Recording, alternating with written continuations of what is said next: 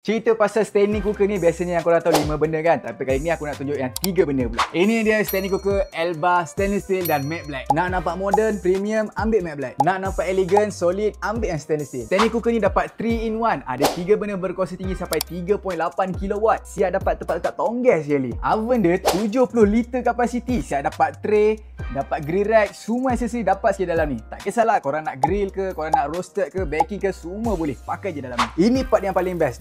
Dua standing cooker ni ada ignition system. Jadi kalau api terpadam, gas pun auto terpadam. Memang selamat, kurang risiko kebocoran. Knob dia pun bukan main smooth gila. Senang korang nak kawal api besar ke kecil. Memang sesuai sangat standing cooker ni untuk dapur yang saiz medium, macam apartment, kondo, flat pun boleh pakai. Nak masak lauk harian pun tak payah kelang kabut. Lek-lek. Nak jaga pun senang. Angkat grid ni, lap, terus bersih. Senang kan? Dua-dua ni pun tahan lasak, tahan karat, memang tahan lama sampai 10 tahun. So macam mana? Function ke tak function 3 benda ni? Kalau function, Mesh ini datang ke cawangan alat dapur berdekatan dengan korang sekarang.